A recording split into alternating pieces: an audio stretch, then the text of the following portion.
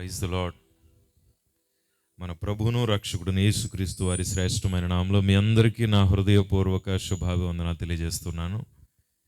దేవుని మహాకృపను బట్టి ఈ రాత్రి ఈ రీతిగా ఈ అద్భుతమైనటువంటి సమయంలో దేవుడు నన్ను ఇక్కడి వరకు నడిపించాడు. ప్రత్యేకంగా ఈ ఆత్మీయ ఉజ్జీవ కూడిక అనేటువంటి పేరిట ఈ ప్రదేశంలో అనేక సంవత్సరాలుగా ఆత్మీయ గాస్పల్ టీం ద్వారా జరిగించబడుతున్న ఈ పరిచర్యలో నేను కూడా ఈరోజు భాగస్థుడిని అవటం దేవుడు నాకు ఇచ్చిన ధన్యతగా భావిస్తున్నాను.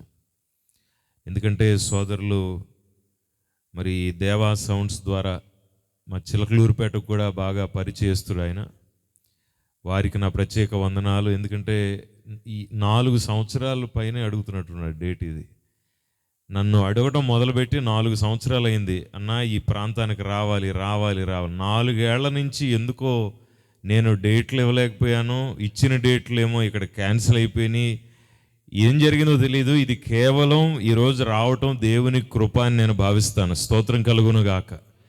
ఎందుకంటే సాధారణంగా నాకు మీటింగ్స్ ఎక్కువ ఉంటాయి. సంవత్సరానికి దాదాపు 450 మీటింగ్స్లో నేను పాల్గొంటాను, అవుట్డోర్ మీటింగ్స్లో. అట్లాంటిది 3 నెలలకో 4 నెలలకో డేట్స్ ఇచ్చేస్తాను. అలా కూడా రాలేకపోయాను ఈ ప్రదేశానికి. కానీ గతంలో ఎప్పుడో ఈ దారిలో నేను వచ్చినట్టయితే గుర్తొచ్చింది ఇప్పుడే నేను వచ్చేటప్పుడు. ఎందుకంటే విశాలమైన రోడ్లు చూడగానే అర్థమైపోయింది ఈ సందులకు ఎప్పుడో దూరం ఉంటాం. ఇంతకుముందు ఎప్పుడో గుర్తొచ్చింది ఈ రోడ్డు అయితే ఖచ్చితంగా. ఎందుకంటే ఇక్కడ ఎవరో హౌస్కి నేను వచ్చాను, ఇదే వీధిలో ఆ చివరి ఎక్కడో ఒకరి ఇంటికి నేను వచ్చినట్టు గుర్తుంది నాకు. ఏది ఏమైనా ఈరోజు రాత్రి ఈ ఆత్మీయ గాస్పల్ టీం ద్వారా ఇలాంటి ఒక మంచి ఆత్మీయమైనటువంటి కూడిక ఏర్పాటు చేయటం ప్రభు ఈ ప్రదేశానికి ఇచ్చిన ధన్యత.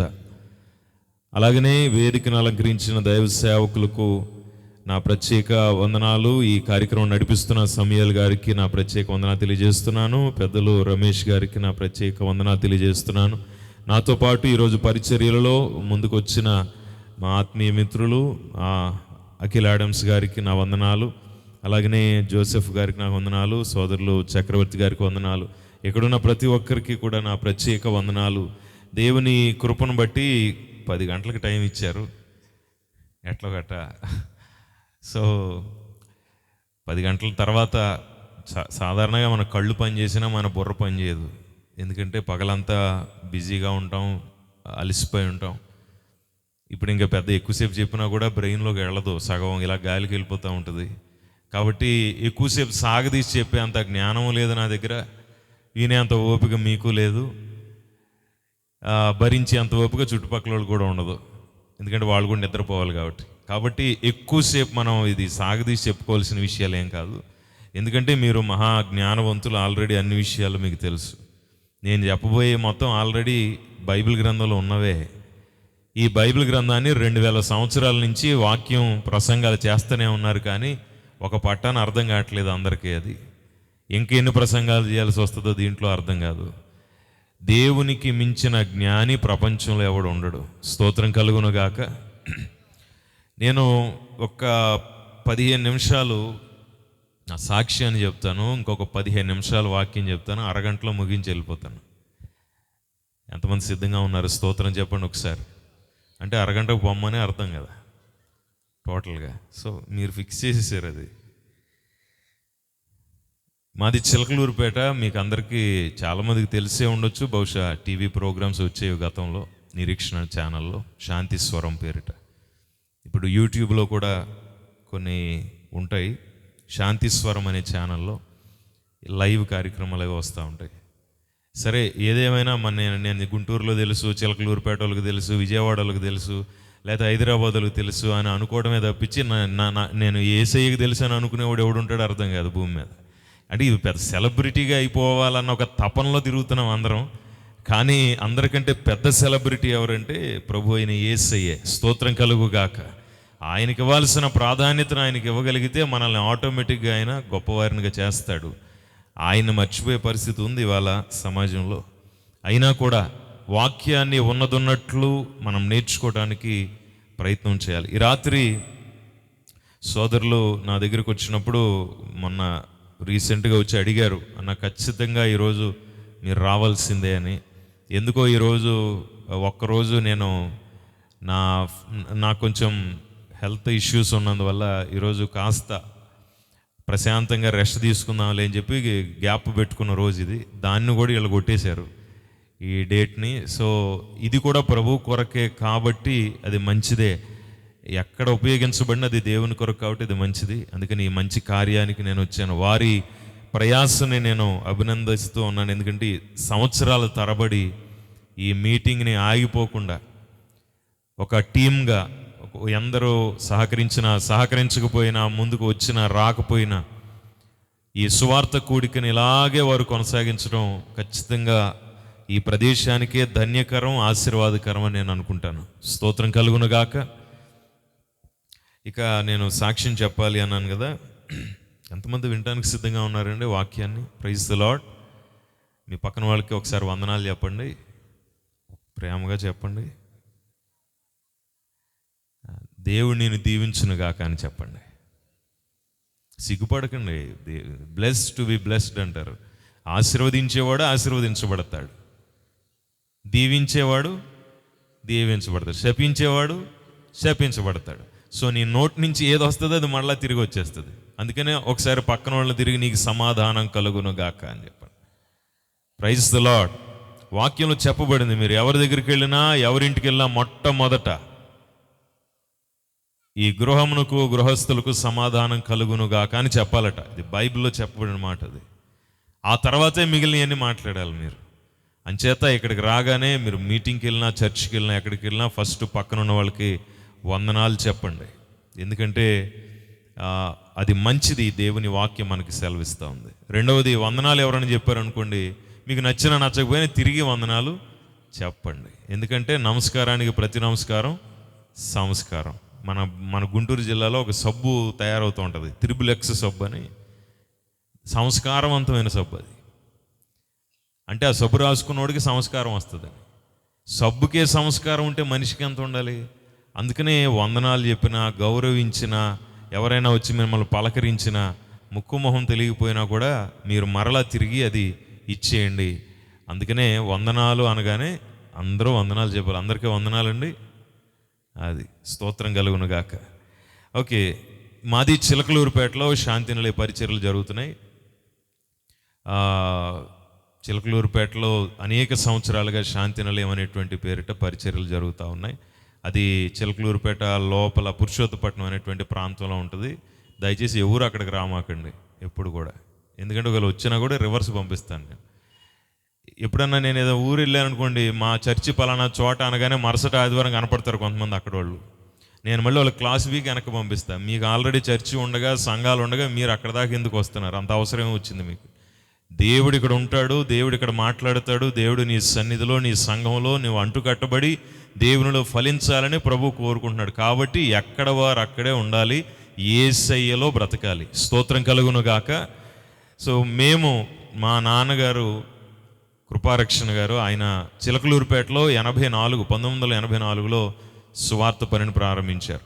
ఎన్నో సంవత్సరాల క్రితం, అంతకుముందే ఆయన రక్షణ పొందాడు. మా కుటుంబం అన్యజనులకు చెందినటువంటి పక్కా హైందవ కుటుంబం, బహునిష్ట కలిగినటువంటి కుటుంబం.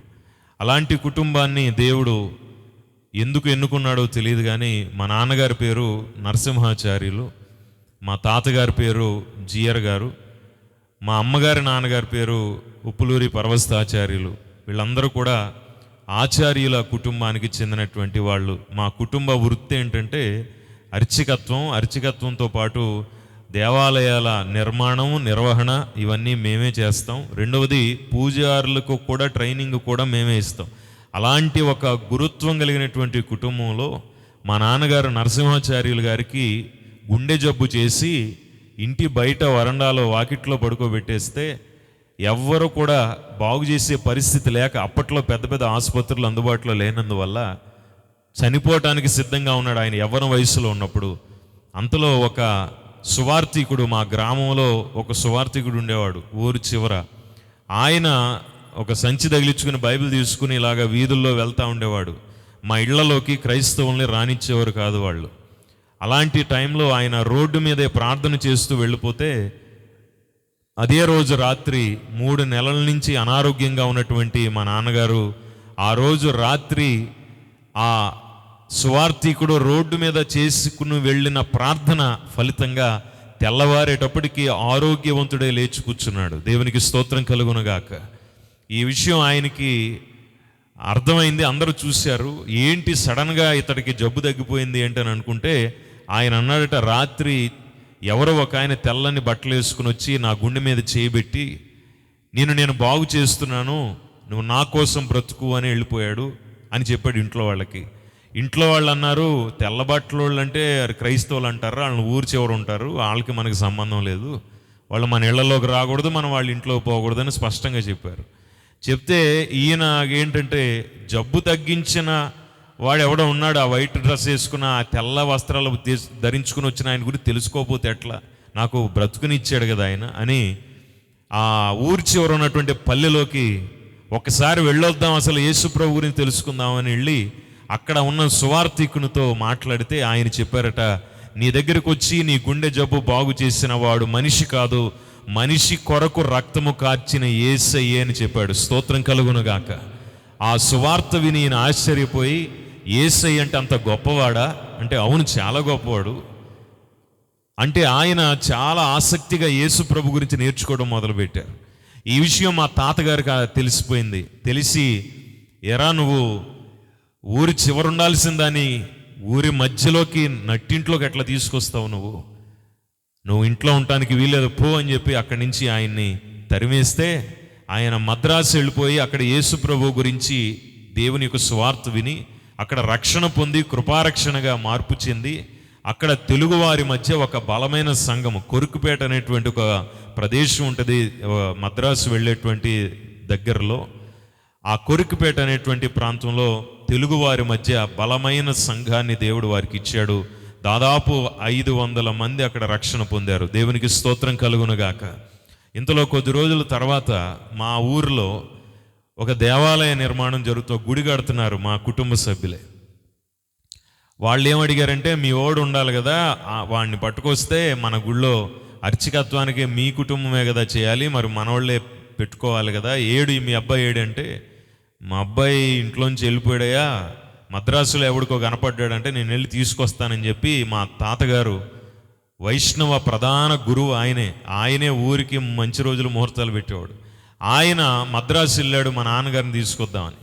అక్కడికి వెళ్ళేటప్పటికి అక్కడే బికారోళ్ళలాగా ఉంటాడని అనుకుంటే ఈయన వెనకాల 500 మంది ప్రజలను చూసి ఈయన ఆశ్చర్యపోయాడు. ఒరే ఒక్కడవే వచ్చావు కదా ఇక్కడికి, ఎంతమంది ఎక్కడి నుంచి వచ్చారు నీ వెనక అంటే, ఇది నా ఘనత కాదండి, నా ప్రాణమును కాపాడిన ప్రభు అయిన యేసు ప్రభు వారి ఘనత ఇదని చెప్పాడు. స్తోత్రం కలుగునుగాక.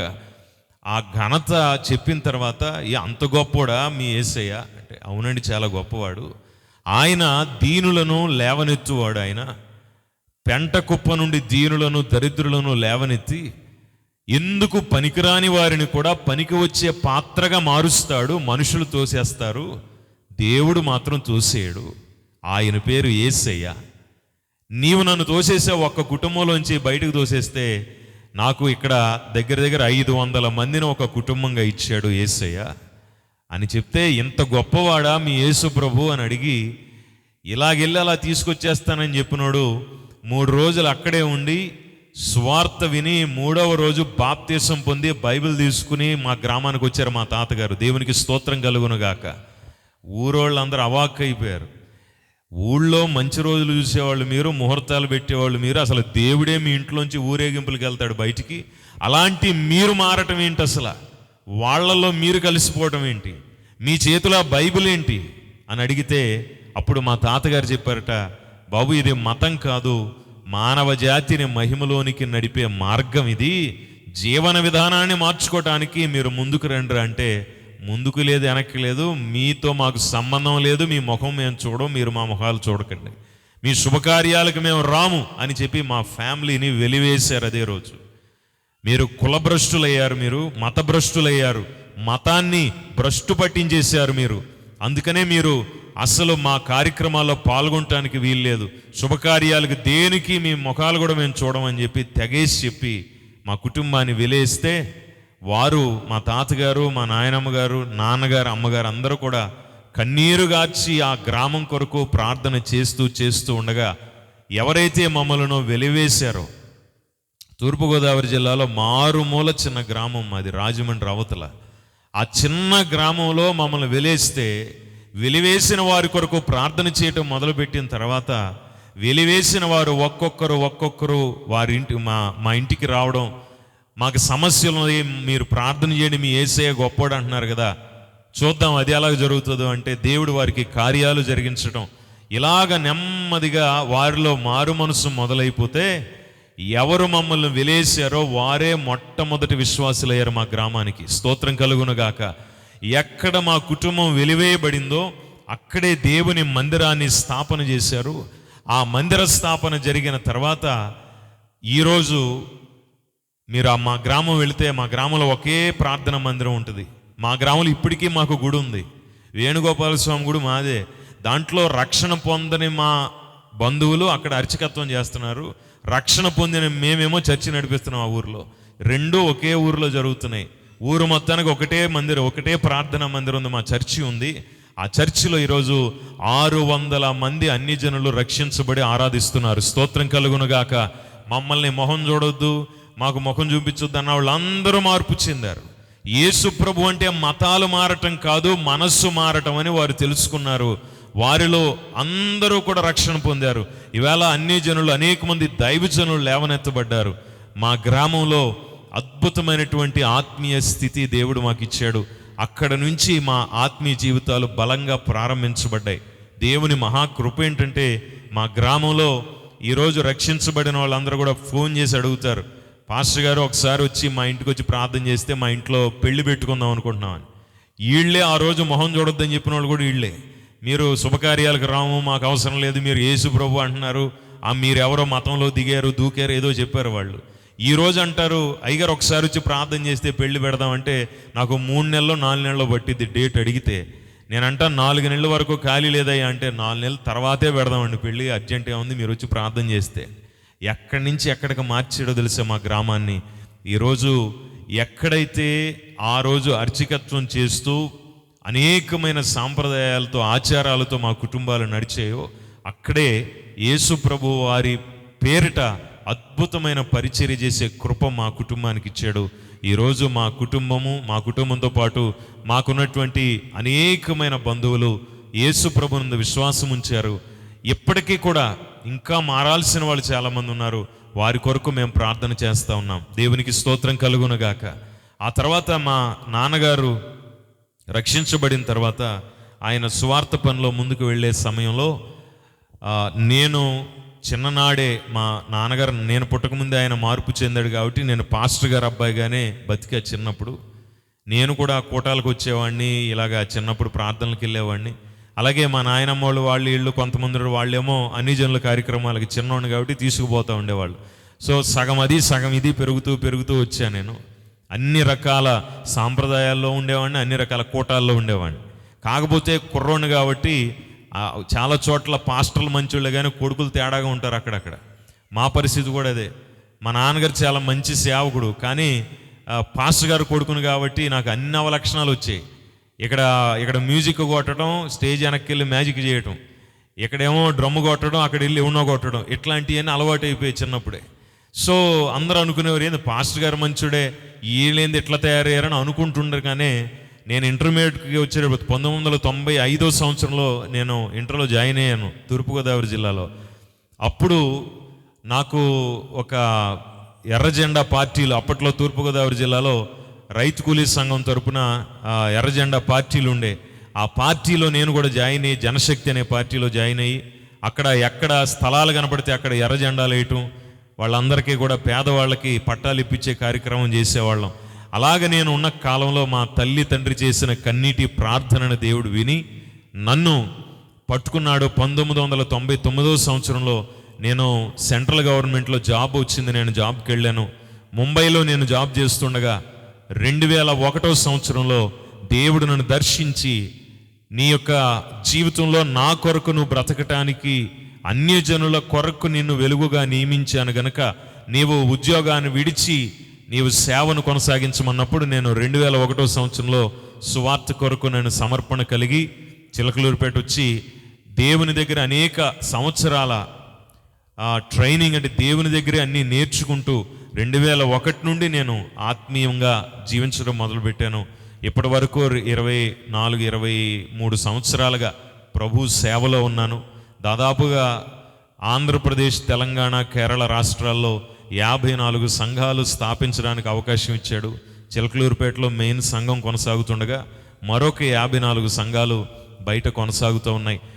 ఇవన్నీ జరగటానికి మూల కారణం ఏంటంటే నన్ను, నా కుటుంబాన్ని అన్యజనుల ఆచారబద్ధమైన జీవితం నుంచి కాపాడి ఆత్మీయమైన జీవితంలోకి నడిపించిన యేసయ్యకే సమస్త స్తుతి, మహిమ, ఘనత, ప్రభావములు చెల్లునుగాక. గట్టిగా స్తోత్రం చెప్పండి, హల్లెలూయా. అలాగ లోక సంబంధంగా నేను అనేక కార్యాలు చేసిన తల్లిదండ్రుల ప్రార్థన విని నన్ను దేవుడు రక్షించాడు. ఆయన పిలిచాడు సేవకి. ఆ పిలుపు లోబడి నేను సేవకు వెళ్ళడం సంభవించింది. ఈరోజు నేను ఒక 10-15 నిమిషాలు నేను మాట్లాడతాను, వాక్యం చెప్తాను, సూటిగా చెప్తాను, వినటానికి ప్రయత్నించండి. ఎంతమంది వినటానికి సిద్ధంగా ఉన్నారు? స్తోత్రం చెప్పండి ఒకసారి గట్టిగా. ఇంకొకసారి. ఏదో లేయా అంటున్నారు కొంతమంది, అట్లా కాదు, చెప్పండి హల్లెలూయా. దేవుడు సమస్త కార్యములను చేయటానికి సమర్థుడు. ఆయన అన్ని హృదయాలను ఎరిగినవాడు. మనం యేసు ప్రభుని నమ్మినటువంటి వారము. ఇక్కడ నేను మీకు ఒక మాట చెప్తాను, జాగ్రత్తగా వినండి. దేవుని దగ్గరకు వచ్చేవారు దేవుడు నాకు ఏదో చేస్తాడు అని ఆశపడి వస్తారు. చర్చికి వెళ్ళినా, ప్రార్థనకి వెళ్ళినా. అలాగ వచ్చిన వాళ్ళు నాకు ఏమి కావాలి అన్నది అడుగుతున్నారు, కానీ దేవుడు నా నుంచి ఏమి కోరుకుంటున్నాడు అన్నది ఒకటి గమనించట్లేదు. ఫస్ట్ సమస్య. అందుకనే మనకేం జరగట్లేదు. మీరు దేవుని దగ్గర నుంచి ఏం కావాలని కోరుకుంటున్నారనే దానికంటే దేవుడు మీ నుంచి ఏం కోరుకుంటున్నాడు అన్నదే ముఖ్యం. ఏం కోరుకుంటాడు ఆయన మన దగ్గర నుంచి? మన ఆస్తి, సంపద, ఐశ్వర్యం ఏమీ కోరుకోడు. ఎందుకంటే ఇవన్నీ ఆయనవే. ఇప్పుడు ఏమైనా ఆయన కోరుకుంటే ఆయన మీ దగ్గర కొంత స్థలాన్ని కోరుతున్నాడు. స్థలం అంటే ఇంటి పక్కన, ఇంటి ముందు సెంటు, అరసెంటు అయి కాదు. అవన్నీ ఆయనకు ఉపయోగపడవండి. ఎందుకంటే ఆకాశము నా సింహాసనము, భూమి నా పాదపీఠం అన్నాడు. భూమి అంతా కలిసి దేవుని పాదాల కింద పీట అయిపోతే నువ్వు ఇచ్చే సెంటు స్థలం ఎంత ఆయనకి? అది కాదు కావాల్సింది. ఆయన అడిగింది ఏంటో తెలుసుకుంటే చాలు, మనం అడిగిందంతా పొందుకోగలం. స్తోత్రం చెప్పండి, హల్లెలూయా. ఇక షార్ట్ కట్ ఏమి లేదు. దేవుని యొక్క దీవెన పొందటానికి అడ్డదారులు లేవు బైబిల్లో. నేరుగా స్ట్రైట్గా ఒక రూట్ ఉంది. చాలామంది నన్ను అడుగుతూ ఉంటారు, పాస్టర్ గారు మీరు వాక్యం చెప్పేటప్పుడు ఒక 4 పిట్ట కథలు చెప్పొచ్చు కదా అని. నేనంటాను, మన కథలే మనకు అర్థం కావట్లేదురా, ఇంకా పిట్ట కథలతో పనే ఉంది. ఎవడి కథ ఎవడికి అర్థమైంది? అసలు మీ లైఫ్ మీకు అర్థమవుతుందా? అదే తెలియట్లా. ఇంకా వేరే వాళ్ళ కథలతో మనకేంటి పని? అది ఒక సహోదరు ఉంది మా చర్చిలో, కొత్తగా వచ్చింది. ఆవిడ పేపర్లో ఒక ప్రేయర్ రిక్వెస్ట్ రాసేసిందండి. ప్రతి ఆదివారం ప్రేయర్ రిక్వెస్ట్లు తీసి చదువుతూ ఉంటే ఒక ప్రేయర్ రిక్వెస్ట్ ఏంటంటే, పోయిన వారం ఒక ఆవిడని అరెస్ట్ చేశారండి, ఆవిడ దయచేసి విడుదల కావాలని ప్రార్థన చేయండి అని అంటే, నేను నిజమే కావాలని ఆ ప్రేయర్ టీం అంతా కలిసి ప్రేయర్ చేయబోతుంటే ఒకడు అన్నాడు, అన్న ఆగన్న అది ఏందని చదువుతానని చూసి చదివితే అక్కడ ఏమనుందంటే, ఏదో సీరియల్లో ఒక ఆవిడని అరెస్ట్ చేశారంట. ఆవిడ బాగా ఇష్టం. మొన్న గురువారం నాడు ఒక ఆవిడని అరెస్ట్ చేశారు. రేపు సోమవారం మళ్ళీ సీరియల్ వచ్చేటప్పటికల్లా ఈవిడ పోలీసుల నుంచి బయటికి రావాలని మీరు ఉపవాసం ఉండి ప్రార్థన చేయమని పాస్టర్ గారు. ఆవిడ కోసం నేను ఉపవాసుకోవటం పెట్టాలా? ఏది సీరియల్లో ఆవిడ కోసం? అంటే మన లోక సంబంధమైన ఆలోచన ఏ రేంజ్కి వెళ్ళిందంటే, ప్రతిదానికి దేవుణ్ణి ఏదోలాగా వాడేసుకుందాం అనుకుంటున్నారు. కానీ దేవుడు నేను ఆశీర్వదిస్తాడు. కానీ నీవు దేవుని దగ్గర నుంచి కోరుకునే దానికంటే దేవుడు నీ నుంచి కోరుకునేది ఏంటో తెలుసుకో ఫస్ట్. అది పెద్ద కష్టతరమైనది ఏం కాదు, చాలా సింపుల్గా ఉన్నటువంటి విషయం. ఒక్కటే చెప్తాను. బైబిల్ గ్రంథం తెరవండి ఒకసారి దయచేసి. బైబిల్ గ్రంథం నుంచి పేతురు వ్రాసిన పత్రిక నుంచి ఒక మాట మనం చదువుదాం. పేతురు వ్రాసిన మొదటి పత్రిక 3వ అధ్యాయము. పేతురు వ్రాసిన మొదటి పత్రిక 3వ అధ్యాయము 15-16 వచనాలు చదువుదాం. నిర్మలమైన మనస్సాక్షి కలిగిన వారై మీలో ఉన్న ఆ, నిరీక్షణ గూర్చి మిమ్మును హేతువాడుకు ప్రతివానికి సాత్వికముతోను భయముతోను సమాధానము చెప్పుటకు ఎల్లప్పుడూ సిద్ధముగా ఉండి మీ హృదయముల యందు క్రీస్తును ప్రభువుగా ప్రతిష్ఠించుడి. నాతో పాటు చెప్పండి ఈ మాట.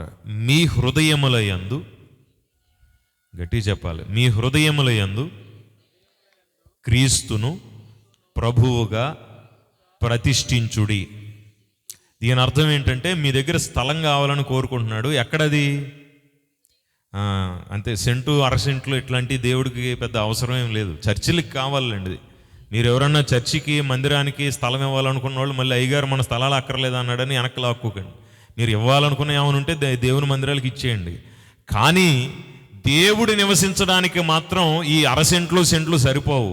ఎందుకంటే ఆయన హృదయం అనేటువంటి నీ జీవితంలో ఉన్న ప్రతి ఒక్క వస్తువు కంటే, ప్రతి ఒక్క బిల్డింగ్ కంటే శ్రేష్టమైన స్థలము నీ హృదయము గనుక ఆయన కోరుకున్నది ఏంటంటే నీ హృదయములో ఆయన ప్రతిష్ఠ చేయబడాలి అని కోరుకున్నాడు.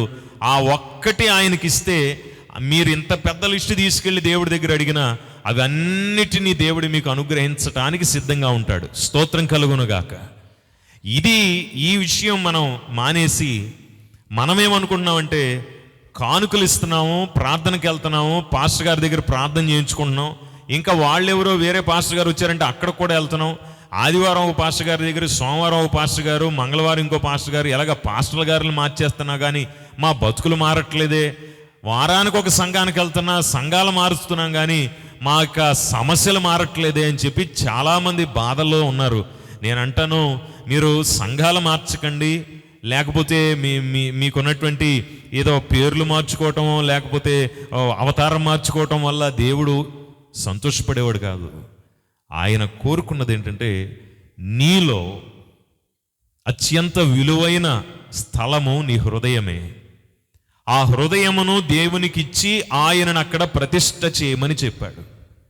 అక్కడ ఆయన ప్రతిష్ఠించబడాలంటే ఆయనకు అనువైన స్థలముగా దానిని నీవు మార్చగలగాలి. దేవునికి స్తోత్రం చెప్పండి ఒక్కసారి. హల్లెలూయా. మిమ్మల్ని అందరిని చూస్తుంటే చాలా ఆసక్తిగా, చాలా అద్భుతంగా దేవుడి మాటలు వింటున్నారు. మీ మీద నాకు అధికంగా ప్రేమ కలుగుతూ ఉంది. సో ఎప్పుడన్నా రేపు ఖాళీ ఉన్నప్పుడు నన్ను పిలవండి. వీడి రోజులు చీకటి పడ్డాక కాదు, పగలు ఎప్పుడన్నా పిలిస్తే వీళ్ళందరి ఇళ్ళకి వెళ్ళి మనం ఒకసారి దర్శిద్దాం. ఏమండి, ఎంతమంది పిలుస్తారు? కొంతమంది చేయత్తట్లేదు, ఎత్తే వచ్చేస్తాడేమో అని. ఓకే, మీ దగ్గరికి వచ్చి అంత ఖాళీ కూడా నా దగ్గర లేదు, దేవుని చిత్తమే తప్పకుండా వస్తాను. చేతులు ఎత్తిన వాళ్ళు అందరికీ వందనాలండి. ఎందుకంటే మాట వరుసగానే చేయెత్తారు, ఆనందంగా వెళ్ళిపోతాను నేను. సరే, ఏమైనా నేను వస్తాను అంటాను అనుకుందాం. మీరు ఏం చేస్తారు? మీ ఇంటి దగ్గర మీ ఇల్లంతా శుభ్రం చేసి కడిగి తుడిచి ఆ సోఫాలు అవన్నీ నీట్గా తయారు చేసి రెడీగా పెట్టరా? చెత్తా చెదారాన్ని తీసుకెళ్ళి ఒక గదిలో పడేసి ఒక కట్టను అడ్డంగా పెడతారు. అటు ఎవడు పోనీరు, మళ్ళీ అటు పోతే మళ్ళీ ఇంట్లోకి ఎవడు రాడు. అట్లుంటాయి కొన్ని ప్లేసులు. కాబట్టి ఆ ప్లేసులకు పోకుండా ఒక ప్లేస్ రెడీ చేసి ఆ ప్లేస్లోకి అయ్యగారు వస్తారు, ఇక్కడ కూర్చుంటాడు, ఈయన ఇక్కడ పెడతాం, ఇక్కడ తింటాడు. ఒక ప్లేస్ రెడీ చేస్తారు. ఒక పాస్టర్ గారు మీ ఇంటికి వస్తున్నాడంటే ఇప్పుడు ఇవాళ ఉంటాడు, మేము పోతాం రేపు.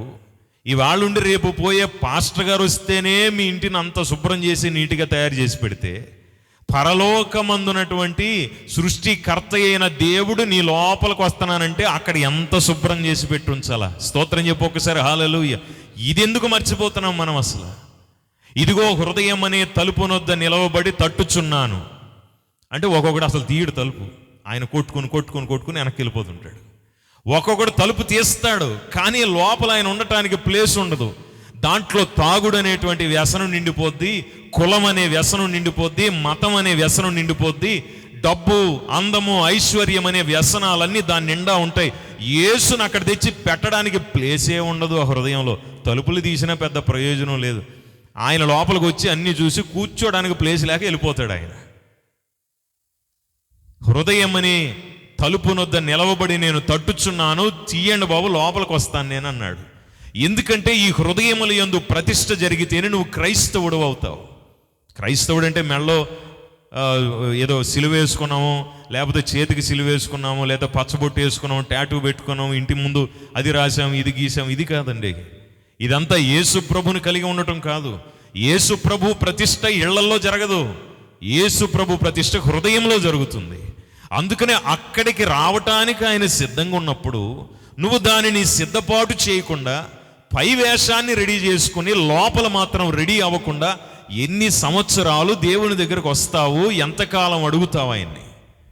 ఆయన అడిగింది నువ్వు ఇవ్వకుండా నువ్వు అడిగింది ఆయన చేయాలని కోరుకోవడం స్వార్థం కదా, అన్యాయం కదా?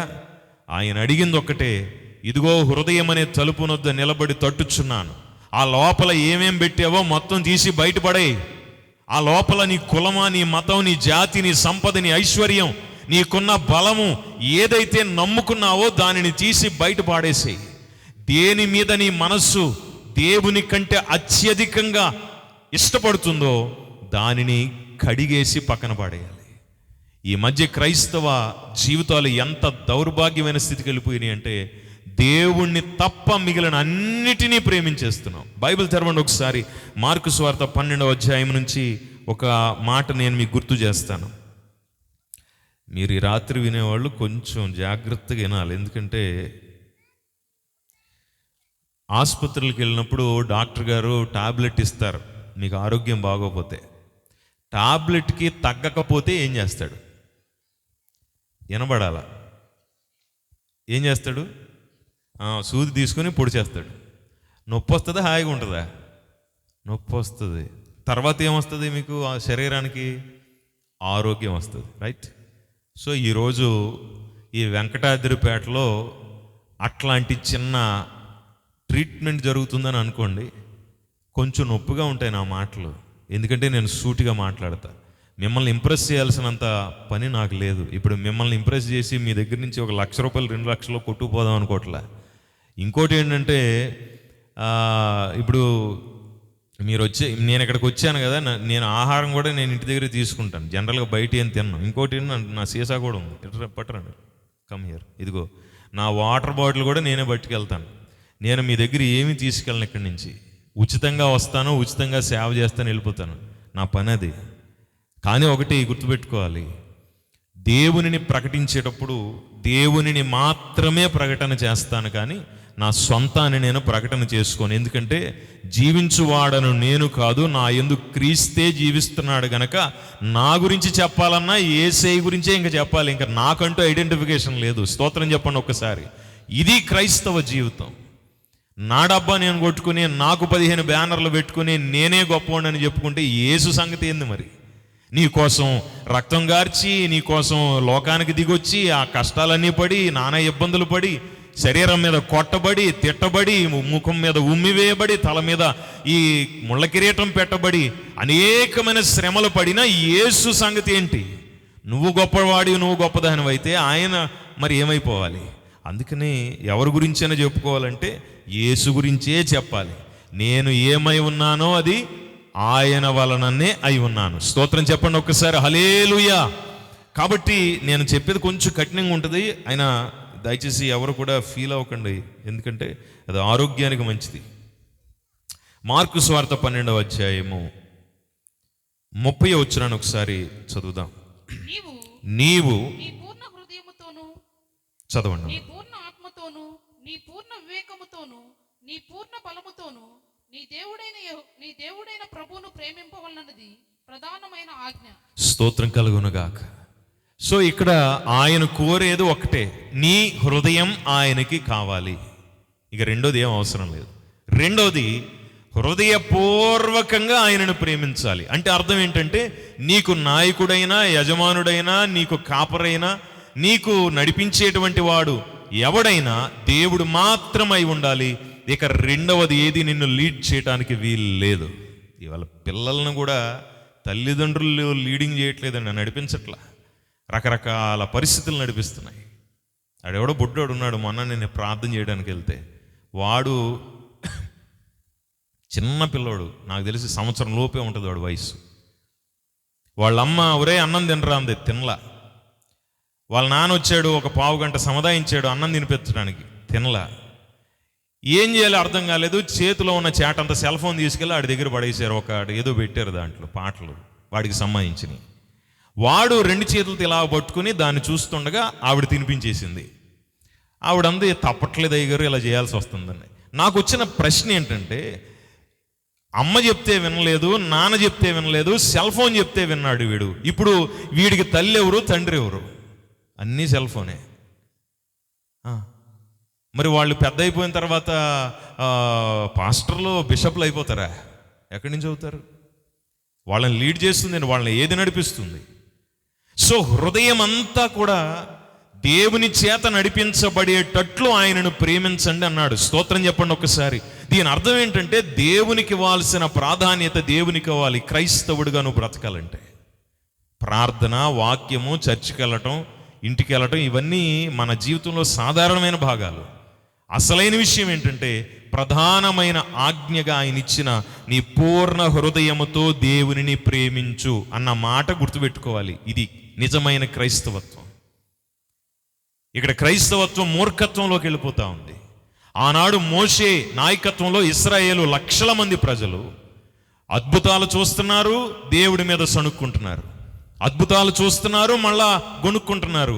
ఒకసారి అన్నాడు ఆయన, వీళ్ళందరిని అసలు మొత్తం ఒక్క ట్రిప్పులో లేపేద్దాం అన్నాడు. మొత్తం చంపి పాడేస్తాను. అసలు ఎంత కోపం వచ్చింది ఆయనకి. మోషే అడ్డంబడి, అయ్యా నువ్వు చంపేస్తే శత్రువులందరూ ఆనందిస్తారు, వీళ్ళ దేవుడు వీళ్ళని మార్చుకోలేక చంపేశాడు అంటారు, నీకే కదా అపవాదం వస్తుంది అక్కడ. ఏదోలాగా నేను బతిమలాడుకుంటాను కానీ వాళ్ళని ఈసారికి వదిలిపెట్టయ్యా అన్నాడు మోషే. అంటే దేవుని ప్రజలు దేవుని కంటే పరిస్థితులను ఎక్కువగా ఆలోచిస్తున్నారు. దేవుని ప్రజలు దేవుని కంటే మిగిలిన వాటిని ఘనమైనవిగా ఎంచుకుంటున్నారు. అందుకనే కష్టాలు, బాధలు, ఇబ్బందులు మనకున్నాయి. దేవుడు గొప్పవాడని నమ్మట్లేదు కాబట్టి ఇవి ఎప్పుడు మనతోనే ఉంటున్నాయి. దేవుణ్ణి ప్రేమించేటువంటి ఆ హృదయాలలో అనేకమైన వచ్చి గూడు కట్టుకుని ఉన్నాయి. ఒక్కొక్కరి జీవితంలో ఒక్కొక్కటి ప్రధాన పాత్రగా ఉంది. ఇక్కడ ప్రధానమైన ఆజ్ఞ ఏంటన్నాడంటే, నీ పూర్ణ హృదయముతో దేవుణ్ణి ప్రేమించండి. ఆచారబద్ధమైనది కాదు దేవుని యొక్క క్రైస్తవ జీవితం. ఇవాళ ఈ బాటిల్ ఉంది, ఏమన్నా వింటున్నారా? వినండి. ఎంతసేపు చెప్తానని అయిపోయింది టైం. చెప్పమంటారా, ముగిచేద్దామా? ఇంకొక 10 నిమిషాలేనండి. మహాత్ములు, మహాతల్లులు, మీకు వందనాలు. చక్కగా వినండి. వాతావరణం కూడా చల్లగా ఉంది. ఎప్పుడు వర్షం వస్తుందో తెలియదు. వర్షం వస్తే సర్దుకొని పోదాం అందరం, కానీ అప్పటిదాకా వినాలిగా. సరే, జాగ్రత్తగా వినండి. ఈ బాటిల్ ఉంది, దీంట్లో నీళ్లు ఉన్నాయి. ఈ నీటికి దండం పెట్టుకుంటే దాహం తీరుతుందా, తాగితే దాహం తీరుతుందా? మీకు బాగా తెలుసు. ఎందుకంటే మీరు మహాజ్ఞానులు. మీరేమనుకుంటారంటే ఇక్కడ చెప్పేవాడికి ఏదో ప్రత్యేక జ్ఞానం ఉంటుంది అనుకుంటారు. మీ అజ్ఞానమే మా జ్ఞానం. మాకు ప్రత్యేక జ్ఞానాలు ఏమి ఉండవు. దేవుడిదే జ్ఞానం, మనుషులకి ఏముంది జ్ఞానం ఇక్కడ? సరే చెప్పండి, ఇప్పుడు ఈ నీటిని తాగితే దాహం తీరుతుందా, దండం పెట్టుకుంటే దాహం తీరుతుందా? లేదు, దీని ముందు పెట్టుకుని దీనికి దండేసి దీని ముందు ఉపవాస కూటం పెడదాం, దాహం తీరుతుందా? దీన్ని నెత్తిన పెట్టుకుని మన వెంకటాద్రిపేట లేకపోతే నెహ్రూ నగర్ ఈ చుట్టుపక్కల ఉన్న ఏరియాలు మొత్తం ఊరేగిస్తే దాహం తీరుతుందా? తీరదు. సంకలో పెట్టుకుని పడుకుంటే దాహం తీరదు. సంచిలో పెట్టుకుని ఊరికి తీసుకెళ్తే దాహం తీరదు. ఈ లోపల ఉన్నటువంటి నీరు నీ లోపలికి రావాలి, అప్పుడు నీ దాహం తీరుతుంది. ఇది చాలా క్లారిటీగా ఉంది. మరి దీని సంగతి ఏంటి? ఇప్పుడు ఇది సంకలో పెట్టుకుంటే దాహం తీరదు, సంచిలో పెట్టుకుంటే దాహం తీరదు, దిండి కింద పెట్టుకుంటే దాహం తీరదు, గుండెలను పెట్టుకుని గట్టిగా పట్టుకుని ప్రభువా యేసయ్యా నువ్వు నా దగ్గరికి రాయ్యా అని చెప్పి అనుకున్న దాహం తీరదు. దీనిలో ఉన్న జీవము కలిగిన మాట నీ హృదయం లోపల నిండిపోవాలి. చేతులెత్తి స్తోత్రం చెప్పి ఒక్కసారి. అది క్రైస్తవత్వం అంటే. దీనినేమో పక్కన పెట్టుకుంటున్నాము, యేసు ప్రభువును కూడా పక్కన పెట్టుకుని సాతాను గాడినేమో లోపల పెట్టుకుంటారు చాలామంది. ఇది పెద్ద సమస్య. యేసు బయట ఉంటున్నాడు, మిగిలినవన్నీ లోపల ఉంటున్నాయి. ఇది దేవుడు కోరుకున్నటువంటి క్రైస్తవ జీవితం కానే కాదు. ఇంకేమన్నంటే ఏం లేదన్నా, నేను 4 వారాలు వస్తాను, 7 వారాలు వస్తాను, 15 వారాలు వచ్చాను, నాకు ఇంకా నా జీవితం బాగోలేదంటే ఎవడు రమ్మన్నాడు నిన్ను అన్ని వారాలు? నీవు దేవుని మందిరానికి వెళ్ళేది దేవుని వాక్యం వినటానికి. ఆ వాక్యం నీ లోపలికి వెళ్ళాలి. కానీ ఈ చెవులోంచి విని ఈ చెవులోంచి వదిలేస్తే దానివల్ల నీకేంటి ప్రయోజనం? దేవునికి స్తోత్రం కలుగును గాక. ఈరోజు ఈ వాక్యం మీరు జాగ్రత్తగా వినండి. నీ పూర్ణ హృదయముతో నీవు ప్రేమించు, దేవునిని మాత్రమే ప్రేమించు. దేవునిని కాక మరి ఇక దేనికి ఆ స్థలాన్ని నీవు ఇవ్వద్దు. ఎందుకంటే హృదయముల యందు క్రీస్తును ప్రతిష్ఠించుకోవటమే క్రైస్తవత్వం. స్తోత్రం కలుగును గాక. ఇంకొక మాట నేను మీకు జ్ఞాపకం చేస్తాను, దయచేసి ఆ మాట చదవటానికి ప్రయత్నం చేయండి. 51వ కీర్తన 10వ వచనాన్ని ఒకసారి మనం చదువుదాం. 51వ కీర్తన 10వ వచనాన్ని ఒకసారి మనం చదువుదాం. దేవా, నా యందు శుద్ధ హృదయము నా యందు శుద్ధ హృదయము కలుగు చేయము, నా అంతరంగములో స్థిరమైన మనస్సు నూతనముగా పుట్టించు అని ఇక్కడ దావీదు మహాభక్తుడు రాస్తున్నాడు. స్తోత్రం కలుగునుగాక. నాతో పాటు ఈ మాట చెప్పడానికి ప్రయత్నం చేయండి. 51వ కీర్తన 10వ వచనం. దేవా, గట్టిగా చెప్పండి. దేవా. దేవా అంటే మళ్ళీ ఈ దేవా కాదు, యేసు ప్రభువుని దేవా అంటున్నారు ఇక్కడ. ఇప్పుడు దేవా అని కొంతమంది అటు చూస్తున్నారు. మళ్ళీ ఇప్పుడు ఏ కాడికి మనుషుల వైపు చూడడమే, దేవుడి వైపు ఎప్పుడు చూస్తాం మనం? చాలా దారుణం అండి ఇది. దేవా అనగానే ఆయన గుర్తు రావాలా? చెప్పండి. దేవా, నా యందు శుద్ధ హృదయము కలుగు చేయము, నా అంతరంగములో స్థిరమైన మనస్సు నూతనముగా పుట్టించుము. ఇప్పుడు అడగాల్సింది అదే. నా హృదయము అనేకమైన లోక సంబంధమైన విషయాలతో నిండిపోయింది. యేసయ్య ఉండటానికి స్థలం లేదు లోపల ఇప్పుడు. అందుకని నాకు శుద్ధ హృదయం కావాలి. ఇవన్నీ పోవాలి ఇక్కడి నుంచి. ఉదయం లేవగానే మీలో చాలామంది అద్దం చూసుకుంటారు. చూస్తారా, చూడరా? చెప్పండి. మనం గుంటూరు వాళ్ళం అండి. ఆ ఒరిజినల్గా జెన్యూన్గా ఉండాలా, ఆ అబద్ధాలు ఆడకూడదు. మీరు అద్దం చూసుకుంటారా, చూసుకోరా? అద్దం చూసుకుని వస్తాం. అద్దం శుభ్రంగా ఉంటే మొహం కనపడుతుందా? అద్దం దుమ్ముతో ఉంటే మొహం కనపడుతుందా? శుభ్రంగా ఉండాలి. అలాగే శుద్ధ హృదయం ఉంటే దాంట్లో దేవుని దర్శనం కలుగుతుంది. స్తోత్రం చెప్పండి ఒకసారి. ఆయన కోరేది ఏంటంటే శుద్ధమైన హృదయమును నాలో పుట్టించు అన్నాడు. ఈ శుద్ధమైన హృదయం ఏం చేస్తుందంటే దేవుని యొక్క దర్శనాన్ని నీకు ఇస్తుంది, దేవుని వలన ఆశీర్వాదాలను నీకు ఇస్తుంది. నేను ఎక్కువసేపు ఈ వాక్యాన్ని కొనసాగించాలని అనుకోవట్లేదు, కానీ చిట్ట చివరికి ఒక మాట చెప్తాను. ప్రియ సోదరులరా, హృదయాన్ని పరిశుద్ధంగా ఉంచండి. అన్ని బలహీనతలను తీసి పక్కన పెట్టండి. ఒకటి మనం దేవుణ్ణి అడగాలి ఏంటంటే, ప్రభువా, నా హృదయమును నీకు సంపూర్ణంగా ఇస్తున్నాను, లోకానికి ఇవ్వట్లేదు. నేను ఈ హృదయము నీకు నేను సమర్పించాను గనుక నా హృదయములో నీ ఉండు అని నీవు అడుగు. నీవు ఎక్కడికి వెళ్ళినా, బైబిల్ చేత్తో పట్టుకుని వెళ్ళకపోయినా కూడా నీ హృదయములో యేసయ్య నీతో పాటే వస్తాడు. చేతులెత్తి స్తోత్రం చెప్పి ఒక్కసారి హల్లెలూయా. ఆయన నీతో పాటు వచ్చాడంటే దావీదు అంటాడు, యెహోవా నా కాపరి, నాకు లేమి కలగదు, అసలు నాకు లోటే లేదన్నాడు. నాకు అన్నిటినీ ఆయన అనుగ్రహిస్తున్నాడు. ఎందుకు అనుగ్రహిస్తున్నాడంటే నేను ఆయన హృదయంలో పెట్టుకుని తీసుకెళ్తున్నాను కాబట్టి. ఈ హృదయంలో కులము, మతము, జాతి తీసి పక్కన పెట్టండి. ఈ హృదయంలో ఉన్నటువంటి చెడు వ్యసనాలు, లక్షణాలన్నీ తీసి పక్కన పెట్టండి. ఈ హృదయంలో దేవునికి ఇవ్వాల్సిన స్థానాన్ని, మొదటి స్థానాన్ని దేవునికి మాత్రమే మీరు ఇవ్వండి. పూర్ణ హృదయము అంటే దేవునితో నిండినటువంటి మనస్సు అని. అలాగే ఎప్పుడైతే మనము దేవునితో నింపుతున్నామో, యేసయ్యకి ఆ ప్రాధాన్యతను మనం ఇస్తామో, అక్కడ కార్యాలు కూడా జరుగుతాయి. ఎంతమంది వింటున్నారు? స్తోత్రం చెప్పండి ఒకసారి.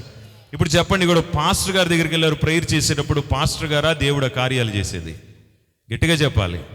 ఇప్పుడు ఈ దేవుణ్ణి మనం ఆరాధిస్తుండగా అద్భుత కార్యములను దేవుడు చేయగలడు. ఆమేన్ చెప్పండి ఒకసారి.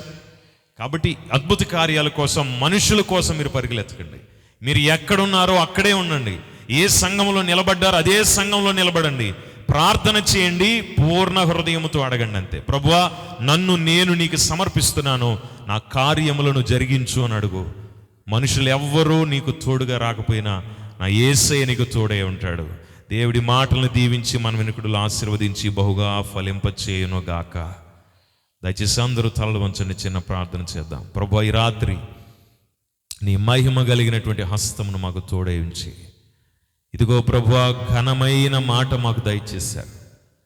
నీ హృదయముల యందు నన్ను ప్రతిష్ఠించుమన్నారు గనుక మా హృదయాలు నీకు సమర్పిస్తున్నాం. హృదయపూర్వకంగా ప్రార్థిస్తున్నాం. శుద్ధ హృదయమును దయచేయండి. నీ కొరకు నిలవబడేటువంటి హృదయము, ఆలోచన మాకు ఇవ్వండి. ఈ కార్యక్రమాన్ని ఏర్పాటు చేసిన ఆత్మీయ గాస్పుల్ టీంని, ఇక్కడున్న పెద్దలు, సేవకులందరినీ మీరు ఆశీర్వదించండి. ఈ కార్యక్రమానికి కూడి వచ్చిన ప్రతి ఒక్కరి కుటుంబము యేసు నామమున దీవించబడును గాక. ఆయన నీ కాపుదల దయచే ఆరోగ్యం, కృప, క్షేమము, ఆర్థిక బలము, ప్రతి విధమైన దీవెన ఇక్కడున్న ప్రతి ఒక్కరికి మీరు దయచేయండి. ఈ కార్యాన్ని ఏర్పాటు చేసిన వారి ప్రయాస వ్యర్థం కాకుండా ఈ సువార్త ప్రతి హృదయంలో నిలిచి ఉండుటకు మీరు సహాయం చేయండి. మీరు మాకు సెలవిచ్చిన ప్రతి వాగ్దానము మా యందు నెరవేర్చి ప్రభువా ఈ రాత్రి ప్రతి ఒక్కరిని ఆశీర్వదించుమని నజరేయుడని యేసు నామం అడిగి వేడుకొనుచున్నాము తండ్రి. ఆమేన్, ఆమేన్. అందరికీ ప్రభు నామ పేరిట హృదయపూర్వక శుభాభివందనాలు. దేవుని చిత్తం అయితే మరొకసారి మనం అందరం కలుసుకోవటానికి తప్పకుండా ప్రార్థన చేయండి. నన్ను ప్రేమతో ఆహ్వానించిన సోదరులకు నా ప్రత్యేక వందనాలు తెలియజేస్తా ఉన్నాను. అలాగే వేదికను అలంకరించిన దైవజనులందరికీ పేరు పేరున వందనాలు. దేవుడి కార్యక్రమాన్ని బహుగా దీవించి ఫలింపచేయనుగాక. అందరికీ వందనాలు. Thank you. God bless you. అతి కొద్ది నిమిషాల్లోనే హృదయాలు కలితెలించేటువంటి వాక్యాన్ని వర్తమానం అందించినటువంటి దైవజనులు నందమూరి కృష్ణ గారికి మరొకసారి ఆత్మీయ గాస్పల్ టీం తరపున హృదయపూర్వక వందనాలు చెల్లిస్తున్నాను. జ్ఞాపకం చేసుకోండి ప్రియమైన దేవుని బిడ్డలారా, శాంతి స్వరూపం అని యూట్యూబ్లో ఛానల్స్లో వస్తుంటాయి గారి, దాన్ని మీరు ఫోన్లో ఫీడ్ చేసుకోవాల్సిందిగా ప్రేమతో కోరుతున్నాను. ఎందుకంటే అద్భుతమైనటువంటి వాక్యాలు మనము ప్రతిరోజు కూడా మనం వినగలుగుతాం. శాంతి సందేశం అని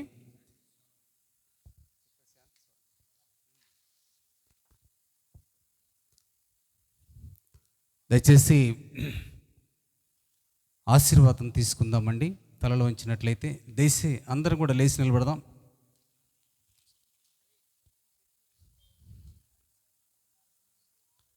మన మధ్య జోసెఫ్ గారు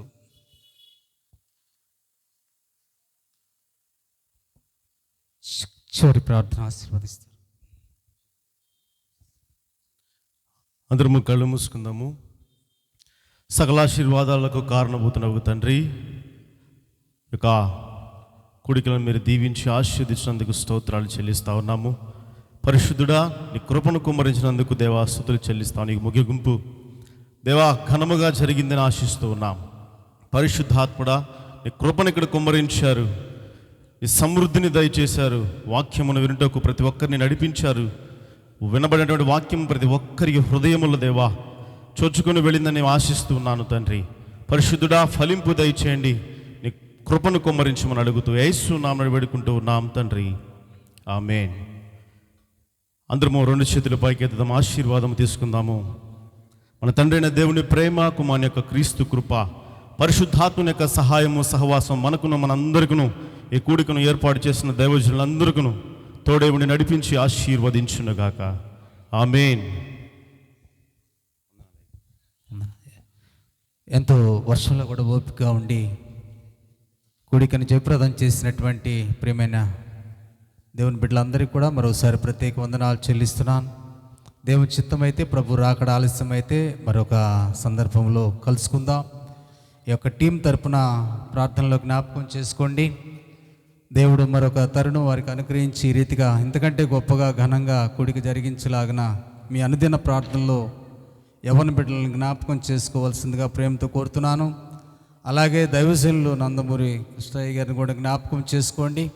ఇంకా అనేక రీతులుగా విరివిగా వారు వాడబడలాగున ఈ దినము క్షేమంగా మరలా దేవుడు వారిని గృహాలకు చేర్చులాగునా కూడా మీ ప్రార్థనలో జ్ఞాపకం చేసుకోవాల్సిందిగా ప్రేమతో మనవి చేస్తున్నా.